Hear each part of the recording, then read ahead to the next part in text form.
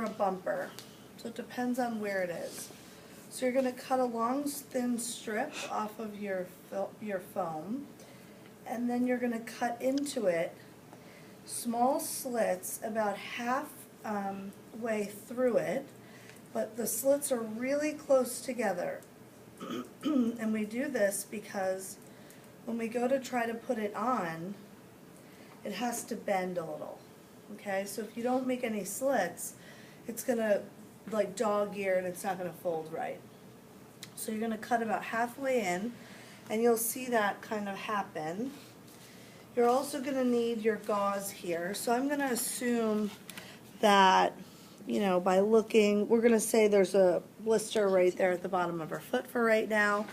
So I'm gonna assume and guess, you know, what size gauze piece I need. So you could wait till after to see what shape you made or cut ahead. And what I usually do is I cut through the paper, that way this still stays sterile and clean, and I'm just using this piece so that it's ready for me when I'm ready to go. So you would do like a light spray, especially if they're going into competition. Okay, you have to make sure that it's going to stay on for the duration of their event. Okay, now if there's an open wound here, like the blister has been opened, you maybe cut it or you put a slit in it the night before, or if the skin is raw, it came through, you don't want to spray directly on that wound. What you would do is you could take another piece of gauze or the same one that you had, and you would cover it and then maybe spray around it. Okay, you want to protect whatever fresh skin is there, especially if it's open. Okay, so that's one way to do it. Another way, that's usually how I would do the bottom of the foot. Then don't forget you have to spray the top of the foot, because what we're going to do is we're going to take the coverall and place it around the foot. So we have to make sure we've secured some glue at the top here. So you'll have sprayed through the whole bottom of her foot and then all the way through the top, and then we're covered. You'll wait till that gets nice and tacky, and then you'll apply your foam donut.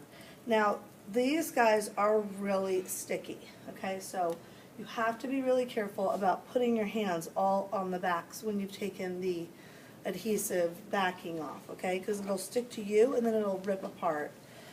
So it's really careful, be careful with this. So what you're going to do, once I've sprayed the area, and I know exactly where my blister is, so we'll just say, you know, X marks the spot. What you have to do here, similar to the unload, is you have to delineate where the wound is. So you know how sometimes blisters, like there's the cut, the open skin, but it's red around it. Okay, the red that's around the skin can be sensitive. So what you don't want to do is put your foam right on all the red part. You want to put it just on the outside of that, because that redness could be irritated and then the foam just pushes into this irritated skin. So you want to kind of go around the wound. So that's where you're kind of like, okay, are you okay there? Are we okay there? You're okay there. And then we're good there. So when there's a real life injury here, it's a lot easier because you know exactly where it's sore. And as you're going, if she had said, oh, that spot's sore, I would have backed it off a little bit and tried to reroute around the redness. So usually there's always a little bit left over. We just make sure we overlap, and then we take that rest of the piece off. Now for somebody who, when you do this tape job, when you do the tape job, if the whole point of the bumper is that the shoe is going to hit the bumper, not the blister. Or the donut. If this person gets off their table and you've got them all taped up and they're like, ugh, I can still feel it a little, you might need to do a double bumper or a double donut. And so you would do another one, just continuing around to get an extra layer. Because it depends on where they're feeling it, how severe it is. If the shoe is only hitting slightly the donut and not enough, they might still feel that irritated skin. And you don't want them to feel anything at all. Now, sometimes if there's an open wound there, you might want to put a little bacitracin right in the center just to kind of protect it, okay? That's not always the case. Sometimes it's a closed wound. It doesn't need it because you already would have put it on maybe the night before, maybe the athlete did, and now they're presenting in the morning and it's nice and clean and dry. And that's just an extra step in case there's still some irritation there that you want to kind of protect between you and the gauze. So then what we're going to do is we'll put our piece of gauze there, and now you'll have sprayed around it or put a little bacitracin or a little lube, and that should help you make that stick. Some athletes, depending on how severe it is, might need a double layer of gauze. Give them a little extra padding so that when they hit their foot, they're really not touching the actual injured zone, okay? So you either could do a double donut, you could do double gauze, you could make the gauze a perfect circle that fits. It really doesn't matter because it's going to get covered up anyway. As long as you're happy with it and it does the job, that's really what counts. Okay, so once you've got this on, you're now ready to go. So you're going to take, I've kind of pre-cut 3 strips that I thought would do well for a met head. So you're going to just go right over it. Now the key is, remember I told you about the stretch that's in this coverall. This is where it comes in handy because you want to work your way around the toes. You don't want to clip at all the toe here or here. You want to stay completely off the pinky toe and the first toe, because if you start to hook the pinky toe, they're going to feel that and they're going to need to take it off. So you have to sort of work your way around that, okay? So however you're going to do that, just make sure you kind of work your way around. Some physios like to create like different shapes or gaps in the tape itself. Like they might do a cutout for the toe here and a toe here. So you can get as fancy as you want as long as you don't hit their toes. So I'm going to use 3 pieces of gauze or of coverall. Foot up.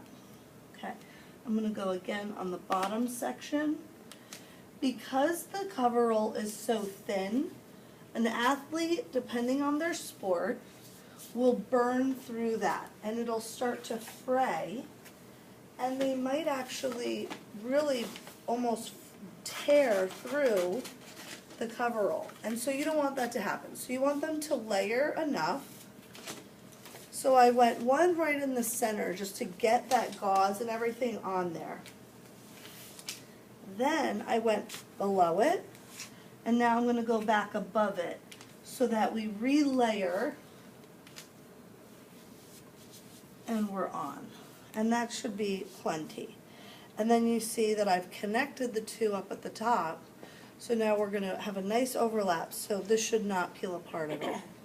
Okay? If you've sprayed them and you've also got some of their toes now sprayed and they're still sticky, you just sprinkle a little baby powder on, and that's going to deactivate the glue. Okay?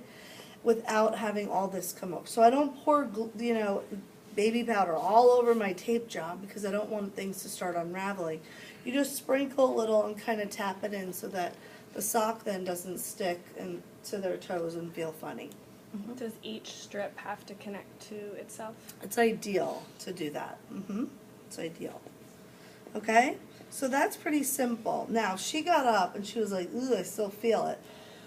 I've already sprayed and everything. So without taking everything off, what you could easily do is add another donut right here, another piece of gauze, and then put one more piece of coverall. So you don't have to start completely over. And then you'll make a mental note the next time she's got to play, or you're going to teach her, you actually required 2 of these. So make sure that you do that. And then as the injury or the blister starts to really heal, you can start to wean down to 1 again. And that shouldn't be a big deal. So that's sort of a good met head right there. This is typically where they'll happen, is the first. Sometimes it's the second. You see a big callus there. So those are going to be the big ones for the bottom of the feet. Okay.